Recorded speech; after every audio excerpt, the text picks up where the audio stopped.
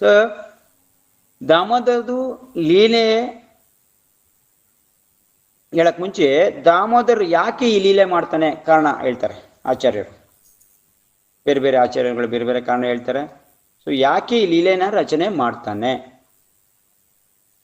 ಅಂದ್ಬಿಟ್ಟು ಬೇರೆ ಬೇರೆ ಆಚಾರ್ಯರು, ಇದರಲ್ಲಿ ವಲ್ಲಭಾಚಾರ್ಯರು ಸುಬೋಧಿನಿ ಅನ್ನೋ ಗ್ರಂಥದಲ್ಲಿ ಹೇಳ್ತಾರೆ.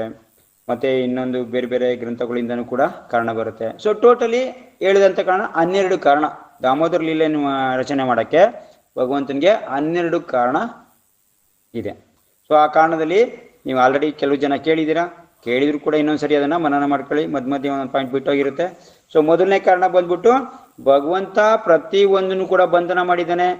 ನಾನು ಅದೇ ಥರ ಬಂಧನ ಬೇರೆಯವ್ರನ್ನ ಮಾಡಿದ್ದೀನಿ, ಆ ಕಷ್ಟ ನನಗೂ ಗೊತ್ತಾಗ್ಲಿ ಅಂದ್ಬಿಟ್ಟು ಅವನು ಬಂಧನಕ್ಕೆ ಒಳಗಾಗ್ತಾನೆ. ಎಲ್ಲಾರನ್ನೂ ಬಂಧನ ಮಾಡಿದ್ದೀನಿ ನಾನು, ಆದರೆ ನಾನು ಇನ್ನೂ ಬಂಧನಕ್ಕೆ ಸಿಗಾಕೊಂಡಿಲ್ಲ. ಸೊ ನಾನು ಬಂಧನ ಆದರೆ ಹೆಂಗಿರ್ತೀನಿ, ಹೆಂಗಾಗುತ್ತೆ? ಪ್ರತಿಯೊಬ್ಬರು ಬಂಧನದಲ್ಲಿ ಇಟ್ಟಿದ್ದೀನಲ್ವಾ ಒಂದಲ್ಲ ಒಂದು ರೀತಿಲಿ. ಸೊ ಅವ್ರ ಬಂಧನದಲ್ಲಿ ಇದ್ದು ಕಷ್ಟಪಡ್ತಾ ಇದ್ದಾರೆ. ಅದೇ ರೀತಿ ನಾನು ಬಂಧನ ಆದರೆ ಹೆಂಗಿರುತ್ತೆ ಅಂತ ನೋಡೋಕ್ಕೋಸ್ಕರ ಅವನು ಬಂಧನ ಆದನಂತೆ. ಅಂದರೆ ಯಶೋದ ಮಾತಾ ಕೈಲಿ ಕಟಾಕ್ಸ್ಕೊಂಡಲ್ಲ, ಅದು ಬಂಧನ ಆದನಂತೆ. ಸೊ ಅವನು ಇಚ್ಛೆ ಪಡ್ತಾನೆ, ಪ್ರತಿಯೊಂದು ಇಚ್ಛೆ ಪಡ್ತಾನೆ ಭಗವಂತ. ರಾಧಾರಾಣಿ ತುಂಬ ಖುಷಿಯಾಗಿದ್ರು ಯಾವಾಗ? ಕೃಷ್ಣ ಲೀಲೆಯಲ್ಲಿ, ಹೌದಾ? ಇದನ್ನ ನೋಡ್ಬಿಟ್ಟು ಕೃಷ್ಣನಿಗೆ ಆಶ್ಚರ್ಯ ಆಗೋಯ್ತು. ಅರೆ, ರಾಧಾರಾಣಿ ಇಷ್ಟೊಂದು ಖುಷಿಯಾಗಿ ಹಾಕಿದ್ದಾರೆ, ನನ್ನನ್ನ ನೋಡ್ಕೊಂಡು ನಾನು ಲೀಲೆ ಮಾಡ್ತಾ ಇರೋದು, ನನ್ನನ್ನು ನೋಡ್ಕೊಂಡು ರಾಧಾರಾಣಿ ಇಷ್ಟು ಖುಷಿಯಾಗಿದ್ದಾರೆ, ಬಟ್ ನಾನೇ ಇಲ್ವಲ್ಲ, ನನಗೆ ಅಷ್ಟು ಖುಷಿ ಇಲ್ವಲ್ಲ ಅಂದ್ಬಿಟ್ಟು ಕೃಷ್ಣ ಏನ್ ಮಾಡ್ತಾನೆ? ರಾಧಾರಾಣಿ ಮೂಡ್ ತಗೊಂಡು ಕೃಷ್ಣನ ರೂಪ ಅಂದ್ರೆ ಚೈತನ್ಯ ಮಹಾಪ್ರಭುವಾಗಿ ಬರ್ತಾರೆ. ರಾಧಾರಾಣಿದು ಮೂಡ್ನ ಅನುಭವಿಸಕ್ಕೆ, ಆನಂದ ಅನುಭವಿಸಕ್ಕೆ. ಸೊ ಅದೇ ತರ ಕೃಷ್ಣ ಪ್ರತಿಯೊಂದ್ರು ಕೂಡ ಅನುಭವಿಸಕ್ಕೆ ಇಷ್ಟಪಡ್ತಾನೆ. ಸೊ ಭಕ್ತರು ಏನಾಗಿದಾರೋ ಅದನ್ನ ಅನುಭವಿಸಕ್ಕೂ ಕೃಷ್ಣ ಇಷ್ಟಪಡ್ತಾನೆ. ಎಷ್ಟೊಂದು ಲೀಲೆಯಲ್ಲಿ ನಮಗೆ ತೋರಿಸ್ತಾನೆ. ಸೊ ಅದೇ ರೀತಿ ಇಲ್ಲಿ ಈ ಲೀಲೆಯಲ್ಲಿ ಅವನು ಬಂಧನಕ್ಕೆ ಒಳಗಾಗ್ತಾನೆ. ಅದಕ್ಕೆ ಕಟಾಕ್ಸ್ಕೊಡೋದು. ಇಲ್ಲಾಂದ್ರೆ ಭಗವಂತನ ಕಟ್ಟಾಗಕ್ಕೆ ಯಾರು ಸಾಧ್ಯ? ಸೊ ಅದರಿಂದ ಬಂಧನಕ್ಕೆ ಒಳಗಕ್ಕೆ ಇಚ್ಛೆ ಪಡ್ತಾನೆ. ಮೊದಲನೇ ಕಾರಣ. ಎರಡನೇ ಕಾರಣ, ಶಾಸ್ತ್ರನ ಪ್ರತಿಯೊಂದು ತಿಳ್ಕೊತಾ ಇರೋದು ಶಾಸ್ತ್ರ. ಓಕೆ, ಶಾಸ್ತ್ರದಿಂದನೇ ಎಲ್ಲ ತಿಳ್ಕೊತಾ ಇರೋದು. ಈ ಶಾಸ್ತ್ರ ಅಂತಂದ್ರೆ ಶಾಸ್ತ್ರದ ಮುಖ್ಯ ಹಂತ ಏನು, ಲಾಸ್ಟ್ ಹಂತ ಏನು? ಕೃಷ್ಣನ ಭಕ್ತಿ ಮಾಡಬೇಕು, ಭಗವಂತನ ಧಾಮಕ್ಕೆ ಹೋಗ್ಬೇಕು. ಎಲ್ಲ ನಮ್ಗೆ ಈ ಕಷ್ಟದಿಂದ ಮುಕ್ತರಾಗಿ ಭಗವಂತನ ಧಾಮಕ್ಕೆ, ಇದೇ ಶಾಸ್ತ್ರದ ಉದ್ದೇಶ, ಮೇನ್ ಉದ್ದೇಶ ಅಲ್ವಾ? ಸೊ ಈ ಶಾಸ್ತ್ರನ ಅಧ್ಯಯನ ಮಾಡಬೇಕು ಅಂತಂದ್ರೆ ನೀವು ಈ ಭಾಗವತಂ ಈಗ ಏನು ಓದ್ತಾ ಇದ್ದೀವಿ, ಭಾಗವತಂ 9ನೇ ಅಧ್ಯಯನ ಮಾಡಬೇಕು. ಶ್ರೀಮದ್ ಭಾಗವತಂದು 10ನೇ ಸ್ಕಂದದ 9ನೇ ಅಧ್ಯಯನ ಮಾಡಬೇಕು. ಇದು ಶಾಸ್ತ್ರದ ತಿರುಳು ಅಂತ ಹೇಳ್ತಾರೆ ಆಚಾರ್ಯ. ಶಾಸ್ತ್ರದ ಅಧ್ಯಯನ ನಿಜ ಮಾಡ್ಬೇಕು ಅಂದ್ರೆ ಇದು ಮಾಡಬೇಕು. ಸೊ ಅದನ್ನು ಓದ್ಲಿ ಅಂತ ಇದನ್ನ ರಚನೆ ಮಾಡಿದ್ದಾನೆ ಕೃಷ್ಣ. ಯಾರು? ಕೃಷ್ಣ ದಾಮೋದರ ರೂಪದಲ್ಲಿ ಇದ್ರ ರಚನೆ ಮಾಡಿದ್ದಾನೆ ಅಂತ ಹೇಳ್ತಾರೆ. ಎರಡನೇದು ಶಾಸ್ತ್ರ ಅಧ್ಯಯನ ನೀವು ಓದ್ಬೇಕು ಅಂತಂದ್ರೆ ಇವತ್ತು ಕೂಡ ನಿಮ್ಮ ಹತ್ರ ಭಾಗವತಂ ಇದ್ರೆ 10ನೇ ಸ್ಕಂದ 9ನೇ ಅಧ್ಯಾಯ ತೆಗೆದು ಓದಿ, ದಯವಿಟ್ಟು ಅದು ಓದಿ. ಸೊ ನಿಧಾನಕ್ಕೆ ಅರ್ಥ ಮಾಡ್ಕೊಳ್ಳೋಕ್ಕೆ ನೋಡಿ. ಅರ್ಥ ಆಗದೆ ಇರೋದನ್ನ ಚರ್ಚೆ ಮಾಡಿ. ಅಟ್ಲೀಸ್ಟು ನಿಮ್ಗೆ ಗೊತ್ತಿರೋ ಪಾಯಿಂಟು ನನಗೂ ಗೊತ್ತಾಗದೇ ಇರ್ಬೋದು. ಸೊ ನನಗೆ ಗೊತ್ತಿರೋದನ್ನ ನಿಮ್ಗೆ ಹೇಳ್ತೀನಿ. ಮೂರನೇದು ಸುಬೋಧಿನಿಯಲ್ಲಿ ಹೇಳ್ತಾರೆ, ವಲ್ಲಭಾಚಾರ್ಯ ಹೇಳ್ತಾರೆ, ಕೃಷ್ಣನ್ನೇ ಅರ್ಥ ಮಾಡ್ಕೊಳ್ಳೋಕೆ ಕೃಷ್ಣ ಪಡಿಬೇಕಾದ್ರೆ 2 ಬೇಕು ನಮಗೆ. ಒಂದು ಕೃಷ್ಣ ಸ್ವರೂಪ, ಕೃಷ್ಣಂದು ರೂಪ, ಮತ್ತೆ ಇನ್ನೊಂದು ಅವನದು ಕರುಣೆ. ಇವೆರಡೂ ಕೂಡ ಅವನದು ಸ್ವರೂಪ ಮತ್ತೆ ಅವನದು ಕರುಣೆನ ಈ ಲೀಲೆಯಲ್ಲಿ ಅತ್ಯದ್ಭುತವಾಗಿ ಕೃಷ್ಣ ಪ್ರದರ್ಶನ ಮಾಡ್ತಾರೆ. ಅವನ ರೂಪ, ಪ್ರತಿಯೊಂದು ರೂಪನೂ ಕೂಡ ಈ ರೂಪದಲ್ಲೇ ಬಂದ್ಬಿಡುತ್ತೆ. ಅವನು ಅಳೋದು ಬರುತ್ತೆ, ಅವನು ನಗದು ಬರುತ್ತೆ, ಅವನು ಆಟ ಆಡೋದು ಬರುತ್ತೆ, ಅವನು ಮೋಸ ಮಾಡೋದು ಬರುತ್ತೆ, ಅವನು ಮೋಸ ಮಾಡದೇ ಇರೋದು ಬರುತ್ತೆ, ನಿಜ ಬರುತ್ತೆ, ನಿಜ ಎಲ್ಲದೂ ಕೂಡ ಇಲ್ಲಿ ಬಂದ್ಬಿಡುತ್ತೆ. ಅವನ ರೂಪನೇ ಪೂರ್ಣ ರೂಪ ನಮ್ಮ ಕಣ್ಮುಂದೆ ಬರುತ್ತೆ. ಆ ರೂಪನ ತೋರಿಸ್ತಾನೆ. ಮತ್ತೆ ಅವನದು ಕೃಪೆ, ಲಾಸ್ಟ್ಗೆ ಏನು ನಿಜ ಕೃಪೆ ಬೇಕು ಆ ಕೃಪೆನೂ ಕೂಡ ನಮಗೆ ಕೊಡ್ತಾನೆ. ಅದನ್ನು ತೋರ್ಸೋಕ್ಕೋಸ್ಕರ ಇಲ್ಲಿ ರಚನೆ ಮಾಡ್ತಾನೆ ಅಂತ ಮೂರನೇದು ಕಾರಣ ಹೇಳ್ತಾರೆ. ನಾಲ್ಕನೇ ಕಾರಣ, ಮನುಷ್ಯ ಭಗವಂತನ ಹತ್ರ ಹೋಗ್ಬೇಕಾದ್ರೆ 2 ಇದು ಮಾಡಬೇಕು. ಈ ಭೌತಿಕ ಪ್ರಪಂಚದಲ್ಲಿ ನಿರಾಸಕ್ತಿ ಆಗ್ಬೇಕು. ಆಧ್ಯಾತ್ಮಿಕ ಅಂದ್ರೆ ಭಗವಂತನ ರೂಪದಲ್ಲಿ ಭಗವಂತನ ವಿಷಯದಲ್ಲಿ ಆಸಕ್ತ ಆಗ್ಬೇಕು. ಒಂದು ಆಸಕ್ತಿ, ಇನ್ನೊಂದು ನಿರಾಸಕ್ತಿ. ಇದನ್ನ ಈ ಲೀಲೆಯಿಂದ ತೋರಿಸ್ತಾರೆ ಕೃಷ್ಣ. ಒಂದು ಭೌತಿಕ ಪ್ರಪಂಚದ ಮೇಲೆ ಹೆಂಗೆ ನಿರಾಸಕ್ತಿ ಪಡೆಯೋದು, ಆಸಕ್ತಿನ ಕೃಷ್ಣ ಮೇಲೆ ಹೆಂಗೆ ನೀವು ಪಡ್ಕೊಳ್ಳೋದು ಅಂತ ಈ ಲೀಲೆಯಿಂದ ತೋರಿಸ್ತಾರೆ. ಸೊ ಈ ಲೀಲೆ ರಚನೆ ಮಾಡಿದ್ದು ಅದಕ್ಕೆ 4ನೇ ಕಾರಣ. 5ನೇ ಕಾರಣ, ಸೊ ಕೃಷ್ಣನಲ್ಲಿ ದ್ವಂದ್ವ ಅಂದ್ರೆ ಕೃಷ್ಣ ಸರ್ವಜ್ಞ, ಕೃಷ್ಣ ಬಂದ್ಬಿಟ್ಟು ಸ್ವತಂತ್ರವಾಗಿರೋ, ಸರ್ವಜ್ಞ ಆಗಿರೋನು, ಎಲ್ಲ ತಿಳ್ಕೊಂಡಿರೋನು, ಸ್ವತಂತ್ರವಾಗಿರೋನು.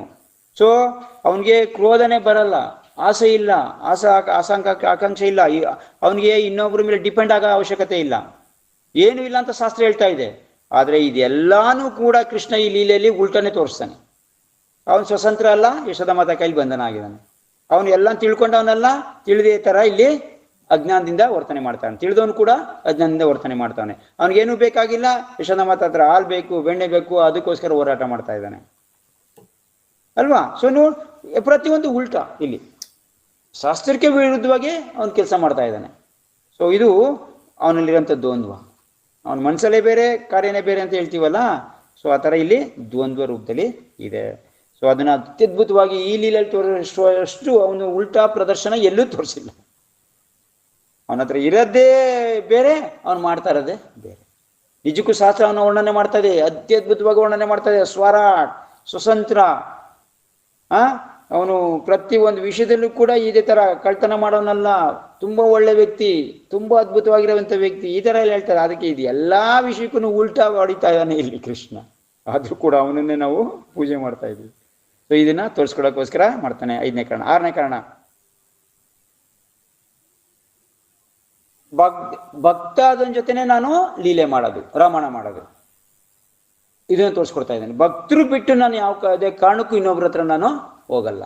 ಭಕ್ತ ನಾನಿದ್ದಂಗೆ, ನಾನು ಭಕ್ತ ಇದ್ದೆ ಅಂದ್ರೆ ಭಕ್ತನ ಅಷ್ಟೊಂದು ಇವನು ಪ್ರೀತಿ ಮಾಡ್ತಾನೆ. ಭಕ್ತರ ಜೊತೆ ಮಾತ್ರ ನಾನು ರಮಣ ಮಾಡ್ತೀನಿ, ಭಕ್ತರ ಜೊತೆ ಮಾತ್ರ ನಾನು ಇರ್ತೀನಿ ಅನ್ನೋದನ್ನ ತೋರಿಸ್ಕೊಡ್ತಾ ಇದ್ದೇನೆ ಈ ಲೀಲೆಯಿಂದ. ಅಂದ್ರೆ ಯಶೋದ ಮಾತಾ ಜೊತೆ ಅವನು ಎಷ್ಟೊಂದು ಆಟ ಆಡ್ತಾ ಇದ್ದಾನೆ ನೋಡಿ. ಇಂಥ ಆಟ ಆಡೋಂಗಿಲ್ಲ, ಎಲ್ಲ ಆಟನೂ ಅವನು ಆಡ್ತಾ ಇದ್ದಾನೆ. ಸೊ ಭಕ್ತರ ಜೊತೆ. ಮತ್ತೆ ಅತಿ ಪುರುಷ ವ್ಯಕ್ತಿ ಅಂದ್ರೆ ಪೌರುಷ ವ್ಯಕ್ತಿ. ಈ ಭೌತಿಕ ಪ್ರಪಂಚದಲ್ಲಿ ಯಾರು ಪೌರುಷ ವ್ಯಕ್ತಿ, ನಿಜವಾಗಿ ಪೌರುಷ ಇರುವಂತ ವ್ಯಕ್ತಿ ಯಾರು ಅಂತ ಕೃಷ್ಣದವ್ರು. ಯಾರು ನಿಜಕ್ಕೂ ಕೃಷ್ಣನ ಪಡೆಯೋರೇ ಪೌರುಷ ವ್ಯಕ್ತಿ. ಪೌರುಷ ಅಂತಂದ್ರೆ ನನಗೆಲ್ಲ ಇದೆ ಅಂತ ತೋರಿಸ್ಕೊಳ್ಳಂತಾನೆ. ಎಲ್ಲ ಇದು ಲಾಸ್ಟ್ಗೆ ಏನಾಗ್ತಾ ಇದೆ, ಕೊನೆಗೆ ಅದು ನಿಷ್ಫಲ ಆಗ್ತಾ ಇದೆ. ಎಲ್ಲ ಬಂದರೂ ಕೂಡ ಅದು ಶಕ್ತಿ ಇರ್ಬೋದು, ಬುದ್ಧಿ ಶಕ್ತಿ ಇರ್ಬೋದು, ಮನಸ್ಸಿನ ಶಕ್ತಿ ಇರ್ಬೋದು, ದೈಹಿಕ ಶಕ್ತಿ ಇರ್ಬೋದು, ಸಂಪತ್ ಶಕ್ತಿ, ಯಾವುದೇ ಶಕ್ತಿ ಆಗಲಿ ಒಂದ್ಸರಿ ಪಡ್ಕೊಂಡ್ಮೇಲೆ ಅದು ಕ್ಷಯ ಆಗ್ತಾ ಹೋಗ್ತಾ ಇರುತ್ತೆ. ಆದ್ರೆ ಇಲ್ಲಿ ಯಶೋದ ಮಾತಾ ಪಡೆದಂತ ಪುರುಷ ಶಕ್ತಿ ಎಷ್ಟಿದೆ, ಕೃಷ್ಣನೇ ಪಡೆದ್ಬಿಟ್ಲು, ಯಾವತ್ತು ಕ್ಷಯ ಆಗದಿರೋಂಥ ಶಕ್ತಿ.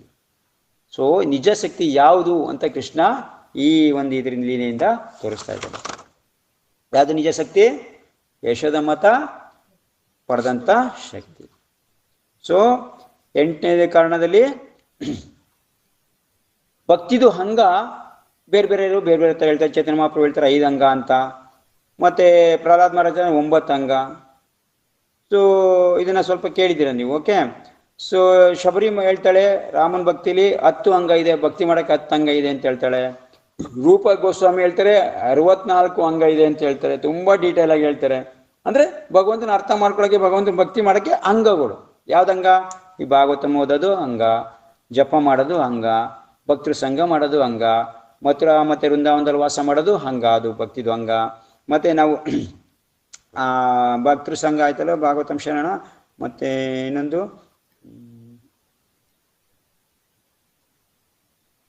ಅರ್ಚನೆ, ಭಗವಂತನ ಅರ್ಚನೆ ಮಾಡೋದು ಅಂಗ. ಸೊ ಇದು 5 ಮುಖ್ಯ ಅಂಗಗಳು ಚೈತನ್ಯ ಮಹಾಪ್ರಭು. ಇದನ್ನೇ ವಿಸ್ತಾರ ಮಾಡ್ಕೊಂಡು ಪ್ರಹ್ಲಾದ್ ಮಹಾರಾಜರ ಶ್ರವಣ, ಕೀರ್ತನ, ವಿಷ್ಣು ಪಾದ ಅರ್ಚನೆ, ವಂದನಂ, ದಾಸ್ಯಂ, ಸಖ್ಯಂ, ಆತ್ಮ ನಿವೇದನಂ, ಈ ತರ 9 ಅಂಗ ಹೇಳ್ತಾರೆ. ಇದಕ್ಕೊಂದು ಶಬರಿ ಒಂದು ಸೇರ್ಸ್ಕೊತಾಳೆ, ಭಕ್ತೃ ಸಂಘ ಅಂತ 10 ಅಂಗ ಆಯ್ತು. ಸೊ ಇದರ 64 ಅಂಗ ಹೇಳ್ತಾರೆ. ಸೊ ಈ ತರ ಅಂಗಗಳಿದೆ. ಈ ಅಂಗಗಳೆಲ್ಲ ಕೆಲಸ ಮಾಡೋದು ಯಾವಾಗ ಅಂತ ಒಂದು ಪ್ರಶ್ನೆ. ಇದು ಹೆಂಗೆ? ಎಷ್ಟೆಲ್ಲ ಮಾಡಿದ್ರೆ ಕೃಷ್ಣ ಸಿಕ್ಬಿಡ್ತಾನ? ಇಷ್ಟೆಲ್ಲ ಮಾಡ್ತಾ ಇರೋರಿಗೂ ಕೃಷ್ಣ ಸಿಕ್ಕಿಲ್ಲ ಎಷ್ಟೋ ಜನಕ್ಕೆ. ಯಾಕೆ ಅಂತಂದ್ರೆ ಅಲ್ಲಿ ಇನ್ನೊಂದು ಅಂಗ ಬೇಕು, ಕೃಷ್ಣನ ಕಡೆಯಿಂದ ಬೇಕು. ಇದೆಲ್ಲ ನಾವು ಕಡೆಯಿಂದ ಮಾಡಿದೀವಿ, ಕೃಷ್ಣನ ಕಡೆಯಿಂದ ಒಂದು ಬೇಕು. ಏನು? ಕರುಣೆ. ಕೃಷ್ಣನ್ ಕರುಣೆ ಇಲ್ಲ ಅಂದ್ರೆ ಈ ಎಷ್ಟೆಲ್ಲ ಅಂಗ ಮಾಡಿದ್ರು ಕೂಡ ನಾವು ಏನು ಪ್ರಯೋಜನ ಆಗಲ್ಲ. ಅದರಿಂದ ಕೃಷ್ಣಂದು ಕರುಣೆ ಬೇಕು ನಮ್ಗೆ, ಕೃಪಾ, ಕೃಷ್ಣದ ಕೃಪಾ. ಕೊನೆಗೆ ಅದು ಹೆಂಗ್ ಸಿಗುತ್ತೆ ಅಂತ ಕೃಷ್ಣ ಈ ಲೀಲೆಯಿಂದ ಹೇಳ್ಕೊಟ್ಟಿದ್ದ. ಸೊ ಅದು 8ನೇ ಕಾರಣ. 9ನೇ ಕಾರಣ, ಅವನು ಪೂರ್ಣ, ಎಲ್ಲದರಲ್ಲೂ ಸಂಪೂರ್ಣವಾಗಿರುವಂಥ ವ್ಯಕ್ತಿ. ನನ್ನಷ್ಟು ಪೂರ್ಣ ವ್ಯಕ್ತಿ ಯಾರು ಇಲ್ಲ ಅಂತ ಈ ಲೀಲೆಯಿಂದ ತೋರಿಸ್ತಾನೆ ನೋಡಿ. ಅವನು ಯಶೋದ ಮಾತಾ ಕೈಲಿ ಕಟ್ಸ್ಕೊತಾ ಇದ್ರು ಕೂಡ, ಕಟ್ಟಾಕತಾ ಇದ್ರು ಕೂಡ, ಅದಕ್ಕಿಂತ ಮುಂಚೆ ಏನ್ ಮಾಡ್ದ? ಅವನು ಕಟ್ಟಕ್ಕಾಗಿರ್ಲಿಲ್ಲ, ಹಿಡಿಯಕ್ಕಾಗಿರ್ಲಿಲ್ಲ, ಏನು ಮಾಡೋಕ್ಕಾಗಿಲ್ಲ. ಆಮೇಲೆ ಅವ್ನು ಕರುಣೆಯಿಂದ ಆದ್ಮೇಲೆ ಮಾತ್ರ ಕಟ್ಸಾಕೊಂಡಿದ್ದ. ಅಂದ್ರೆ ಪೂರ್ಣ ವ್ಯಕ್ತಿ ನಾನು, ಬಟ್ ಅಪೂರ್ಣನಾಗಿ ತೋರ್ಸ್ಕೊತಾ ಇದ್ದೀನಿ ನನ್ನ ಭಕ್ತರ ಮುಂದೆ, ಇದನ್ನ ತೋರ್ಸಕ್ಕೋಸ್ಕರ. ಸೊ ಪೂರ್ಣ. ಸೊ ಮತ್ತೆ 10ನೇದು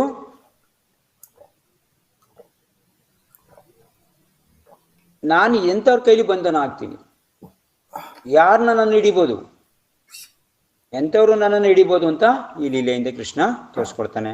ಸೊ ಎಂಥವ್ರು ಹಿಡಿಬೋದು, ಯಶೋದ ಮಾತ ಅಂತವ್ರು ಮಾತ್ರ ಹಿಡಿಬೋದು ಅಂತ. ಸೊ 11ನೇ ಕಾರಣ ಹೇಳ್ತಾರೆ, ನಾನು ಯಾವುದೇ ಹೋಮ ಮಂತ್ರ ಜಪ ಮತ್ತೆ ನಾವೇನು ಇದು ಮಾಡ್ತೀವಿ, ಅರ್ಚನೆ ಮಾಡ್ತೀವಿ, ಮುದ್ರೆಗಳು ತೋರಿಸಿ, ಇದರಿಂದ ನಾನು ಸಿಗೋನಲ್ಲ. ನನಗೆ ಶುದ್ಧ ಭಕ್ತಿಯಿಂದ ಮಾತ್ರ ನಾನು ಸಿಗೋನು ಅಂತ ಕೃಷ್ಣ ತೋರಿಸ್ತಾ ಇದ್ದಾನೆ. ಕೃಷ್ಣ ಭಕ್ತಿಯಿಂದ ನನ್ನ ಭಕ್ತಿ ಮಾಡಿದ್ರೆ ಮಾತ್ರ ನಾನು ಸಿಗೋದೇ ಹೊರತು ಈ ಮಂತ್ರ ಜಪ ಹೋಮ ತಪ ಇದರಿಂದ ನಾನು ಸಿಗೋನಲ್ಲ. ಯಶೋದ ಮತ್ತೆ ಯಾವ ಮಂತ್ರ ಮಾಡಿದ್ಲು, ಯಾವ ಇದು ಮಾಡಿದ್ಲು, ಏನು ಮಾಡಿಲ್ಲ ಅಲ್ವಾ, ಕೃಷ್ಣ ಸಿಗಾಕೊಂಡ. ಸೊ ಅದನ್ನ ತೋರ್ಸಕ್ಕೋಸ್ಕರ 12ನೇ ಕಾರಣ, ನಾನು ಭಕ್ತ ವತ್ಸಲ, ನಾನು ಭಕ್ತದ ಕೈ ಕೆಳಗಡೆ ನಾನು ವತ್ಸಲಾಗಿರೋನು, ಚಿಕ್ಕ ಮಗು ತರ ಇರೋನು, ನಾನು ಭಕ್ತನ ಕೈ ಕೆಳಗಡೆ ಇರೋನು, ಭಕ್ತರು ನಾನು ವತ್ಸಲ ತರ ನಾನು ಕಾಪಾಡ್ತೀನಿ ಅವ್ರನ್ನ ನಾನು ಅಂತ ತೋರ್ಸ್ಕೊಡಕ್ಕೋಸ್ಕರ ಇಲ್ಲಿ ರಚನೆ ಮಾಡ್ತೀನಿ. ನಾರದ ಮುನಿ ಶಾಪ ಕೊಟ್ಟ, ಯಾವ ಕಾಲದಲ್ಲ ಕೊಟ್ಟಿದ್ದ. ಸೊ ನಾನು ಭಕ್ತ ಹೇಳ್ದ ಅಂತ ಅಂದ್ಬಿಟ್ಟು ಇಲ್ಲಿಲ್ಲೇ ರಚನೆ ಮಾಡಿ ಆ ಯಮರಾಜನ ವೃಕ್ಷನ ಕೆಡವಿ ಅದರಿಂದ ಇವ್ರನ್ನ ಉದ್ಧಾರ ಮಾಡ್ತಾನೆ, ಕುಬೇರನ ಮಕ್ಕಳನ್ನ. ಸೊ ಈ ತರ ಭಗವಂತ ಈ 12 ಕಾರಣದಿಂದ ಈ ಲೀಲೆ ರಚನೆ ಮಾಡ್ತಾರೆ. 12 ಕಾರಣ ಇದೆ ಈ ಒಂದು ಲೀಲೆನ ರಚನೆ ಮಾಡಕ್ಕೆ ಕೃಷ್ಣ. ಇದು ಆಚಾರ್ಯ ಹೇಳೋದು. ಇದು ಅಲ್ದಿರ ಬೇರೆ ಬೇರೆ ಸಣ್ಣ ಪುಟ್ಟ ಬೇಜಾನ್ ಕಾರಣ ಇದೆ. ಸೊ ಮುಖ್ಯ ಕಾರಣ ಬಂದು 12 ಕಾರಣ. ಇದನ್ನ ನೆನ್ಪಿಟ್ಕೊಳ್ಳಿ. ಸೊ ಭಗವಂತ ದಾಮೋದರ ಲೀಲೆ ರಚನೆ ಮಾಡೋಕ್ಕೋಸ್ಕರ 12 ಕಾರಣನ ರಚನೆ ಮಾಡ್ತಾನೆ ಅಂತ. ಸೊ ಇಲ್ಲಿಗೆ 9:05ಕ್ಕೆ ಕ್ಲಾಸ್ ನಿಲ್ಲಿಸ್ಬೇಕು ಅಂತ ಇನ್ನು 10 ನಿಮಿಷ ಇದೆ. ದಯವಿಟ್ಟು ಯಾರಿಗಾರು ಏನಾದ್ರು ಪ್ರಶ್ನೆ ಇದ್ರೆ ನೀವು ಕೇಳ್ಬೋದು, ಮತ್ತೆ ಏನಾದರೂ ಚರ್ಚೆ ಇದ್ರೆ ನೀವು ಮಾಡ್ಬೋದು. ನಿಮ್ದು ಮೈಕ್ ಆನ್ ಮಾಡಿಕೊಂಡು ನೀವು ಪ್ರಶ್ನೆ ಮಾಡ್ಬೋದು. ಸೊ ಅಭಿಪ್ರಭು ನೀವು ಶುರು ಮಾಡಿ, ಯಾರು ಪ್ರಶ್ನೆ ಕೇಳ್ತಾರೋ ಅವ್ರು. ಹರೇ ಕೃಷ್ಣ ಪ್ರಭು, ನಂದೊಂದು ಪ್ರಶ್ನೆ ಇದೆ. ಏನಂದ್ರೆ ಅದೇ ಭೌತಿಕ ಪ್ರಪಂಚದಲ್ಲಿ ನಿರಾಸಕ್ತಿ ಮತ್ತೆ ಆಧ್ಯಾತ್ಮಿಕ ಪ್ರಪಂಚದಲ್ಲಿ ಆಸಕ್ತಿಯನ್ನ ವಹಿಸ್ಲಿಕ್ಕೆ ಇದು ಲೀಲೆನ ತೋರಿಸಿದ್ರು, ಅದನ್ನ ಹೆಂಗ್ ವಿವರಣೆ ಕೊಡ್ತೀರಾ? ಹೌದು, ಇಲ್ಲಿ ಯಶೋದ ಮಾತಾ ಕೃಷ್ಣನಿಗೋಸ್ಕರ ಬೆಣ್ಣೆ ಮಾಡ್ತಾ ಇದ್ಲು. ಓಕೆ, ಸೊ ಕೃಷ್ಣನಿಗೋಸ್ಕರ ಬೆಣ್ಣೆ ಮಾಡ್ತಾ ಇದ್ಲು, ಕೃಷ್ಣನಿಗೋಸ್ಕರನೇ ಕೆಲಸ ಮಾಡ್ತಾ ಇದ್ಲು, ಕೃಷ್ಣನ ಹಾಡೇ ಆಡ್ತಾ ಇದ್ದು. ಇಲ್ಲಿ ಆಧ್ಯಾತ್ಮಿಕ ಕಡೆ ಒಲವಿದೆ ಅವಳಿಗೆ. ಭೌತಿಕ ಪ್ರಪಂಚದಲ್ಲಿ ನಿರಾಸಕ್ತಿ. ಅವಳು ಭೌತಿಕವಾಗಿ ನನಗ್ ಬೇಕು ಅಂತ ಬೆಣ್ಣೆ ಮಾಡ್ಕೊಳ್ಳಿಲ್ಲ, ಅವಳು ಇನ್ನೊಬ್ರು ತಿನ್ನಕ್ಕೋಸ್ಕರ ಬೆಣ್ಣೆ ಮಾಡ್ಕೊಳ್ಳಿಲ್ಲ, ಕೃಷ್ಣನಿಗೆ ಅಂತಾನೆ ಬೆಣ್ಣೆ ಮಾಡ್ತಾ ಇದ್ದಾಳೆ, ಕೃಷ್ಣನಿಗೋಸ್ಕರನೇ ಎಲ್ಲ ಕೆಲಸ ಮಾಡ್ತಾ ಇದ್ದಾಳೆ. ಇದು ಭೌತಿಕ ಪ್ರಪಂಚದಲ್ಲಿ ನಿರಾಸಕ್ತಿ. ಅವಳಿಗೆ ಆಸಕ್ತಿ ಇಲ್ಲ ಬೆಣ್ಣೆ ಮಾಡಿದ್ರಲ್ಲಿ. ಆಕ್ಚುಲಿ ಯಾರು ಕೊಡ್ಬೇಕು ಅಂತ ಮಾಡ್ತಾವಳೆ? ಕೃಷ್ಣನ್ ಕೊಡ್ಬೇಕು ಅಂತ ಮಾಡ್ತಾವಳೆ. ಬಟ್ ಕೃಷ್ಣನ್ ಕೈಗೆ ಎಟಕ್ಬಾರ್ದು ಅಂತಾನೆ ಮೇಲಿಡೋದಲ್ವಾ ಪ್ರಭು? ಪ್ರಭು, ಕೃಷ್ಣನ್ ಕೈಗೆ ಅದು ಎಟಕ್ಬಾರ್ದು ಅಂತಾನೆ ತಾನೇ ಮೇಲಿಟ್ಟಿದ್ದು ಯಶೋದ ಮಾತೆ. ಆದ್ರೆ ಕೃಷ್ಣನಿಗೆ ಎಡಕ್ಬಾರ್ದು ಅಂತ ಮೇಲಿಟ್ಟಿರ್ತಾರೆ. ಆದ್ರೂ ಕೂಡ ಕೃಷ್ಣ ಅದ್ಭುತವಾಗಿರೋ ಲೀಲೆ ರಚನೆ ಮಾಡ್ಲಿ ಅಂತ ಅನ್ಬಿಟ್ಟು ಅವ್ನು ಹೆಂಗ್ ಮಾಡ್ತಾನೆ ನೋಡೋಣ ಅಂತ ಅದನ್ನ ನೋಡ್ಕೊಂಡು ಆನಂದ ಪಡೋಕ್ಕೋಸ್ಕರ ಎಲ್ಲ ಗೋಪಿಯರು ಕೂಡ ಎಡಕ್ದಂಗೆ ಇರ್ತಿರ್ತಾರೆ. ಕೃಷ್ಣ ಬರ್ಲಿ ಅಂತ ಆಸೆ ಇರುತ್ತೆ, ಬಟ್ ಬಂದ್ಬಿಟ್ಟು ಬೆಣ್ಣೆ ಕದಿಯೋದನ್ನ ನೋಡ್ಬಿಟ್ಟು ಆನಂದ ಪಡ್ತಾ ಇರ್ತಾರೆ ಅವರು. ಸೊ ಅಂದ್ರೆ ಅರ್ಥ ಏನು? ಅವ್ರ ಬೆಣ್ಣೆ ಕದಿಬೇಕು ಅವನು, ಆದ್ರೂ ಮೇಲ್ಗಡೆ ನೋಟಕ್ಕೆ ಮಾತ್ರ ಸುಮ್ಮನೆ ಕಂಪ್ಲೇಂಟ್ ಹೇಳ್ಬೇಕು. ಯಶೋದ ಮಾತ್ರ ಹತ್ರ ಕಂಪ್ಲೇಂಟ್ ತರ್ತಿದ್ರು. ಯಾಕೆ ತರ್ತಿದ್ರು? ನನ್ ಬೆಣ್ಣೆ ಹಾಳಾಯ್ತು ಅಂತ ತರ್ತಿರ್ಲಿಲ್ಲ, ಕೃಷ್ಣನ್ ನೋಡಕ್ಕೆ ಅಂತ ಬರ್ತಿದ್ರು ಅಂತ ಹೇಳ್ತಾರೆ. ಕೃಷ್ಣನ್ನ ಅವನ ರೂಪ ನೋಡಕ್ಕೆ, ಅವನ ಮಾತು ಕೇಳಕ್ಕೆ, ಅವನ ಆಕ್ಟಿವಿಟೀಸ್ ನೋಡಕ್ಕೆ ಬರ್ತಿದ್ರೆ ಹೊರತು ಈ ಕಡೆ ಬೆಣ್ಣೆ ಕಂಪ್ಲೇಂಟ್ ತಗೋ ಬರ್ತಿರ್ಲಿಲ್ಲ ಅವರು. ಇನ್ಫ್ಯಾಕ್ಟ್ ಅವ್ರ ಮನೆಯಲ್ಲಿ ಕೃಷ್ಣ ಬೆಣ್ಣೆ ಕದ್ದಿದ್ದಿನ ಬೆಣ್ಣೆ ಜಾಸ್ತಿ ಆಗ್ತಿತ್ತಂತೆ ಅವ್ರ ಮನೆಯಲ್ಲಿ, ಮತ್ತೆ ಮತ್ತೆ ಜಾಸ್ತಿ ಆಗ್ತಾ ಇತ್ತಂತೆ. ಸೊ ಈ ತರ ಭೌತಿಕ ಪ್ರಪಂಚದಲ್ಲಿ ನಾವು ನಿರಾಸಕ್ತಿ ಅಂದ್ರೆ ಅದನ್ನ ಆಸಕ್ತಿಯಿಂದ ಮಾಡಲ್ಲ, ಕೃಷ್ಣಗೋಸ್ಕರ ಅಂತ ಮಾಡ್ತಾ ಇದ್ರೆ ಕೆಲಸ ನಡೆಯುತ್ತೆ, ಬಟ್ ನಿರಾಸಕ್ತಿ ಇರುತ್ತೆ, ಅದ್ರಲ್ಲಿ ಆಸಕ್ತಿ ಇರಲ್ಲ. ಕೃಷ್ಣಂಗೆ ಅಂತ ಮಾಡಿದಾಗ ನಮ್ಗೆ ಭೌತಿಕ ಕ್ರಿಯೆನೂ ಚೆನ್ನಾಗಿ ಮಾಡ್ತೀವಿ, ಅಲ್ಲಿ ನಮ್ದು ಇಂದ್ರಿಯ ತೃಪ್ತಿ ಇರಲ್ಲ, ಕೃಷ್ಣಂದು ಇಂದ್ರಿಯ ತೃಪ್ತಿ ಇರುತ್ತೆ, ಅದರಿಂದ ಅದು ನಿರಾಸಕ್ತಿ ಆಗುತ್ತೆ. ಆಸಕ್ತಿ ಕೃಷ್ಣನ ಮೇಲೆ ಇದ್ದಾಗ ಭೌತಿಕ ಪ್ರಪಂಚದ ಆಸಕ್ತಿ ಕಡಿಮೆ ಆಗುತ್ತೆ. ಇಷ್ಟು ವಿಷಯ. ಯಾವಾಗ ನಾವು ಕೃಷ್ಣನ ಬಗ್ಗೆ ಆಸಕ್ತಿ ಪಡಿತೀವೋ ಭೌತಿಕ ಪ್ರಪಂಚ ಮೇಲೆ ನಿರಾಸಕ್ತಿ ಅನ್ನೋದು ಹೋಗುತ್ತೆ ಅನ್ನೋದು. ಇದು ತುಂಬಾ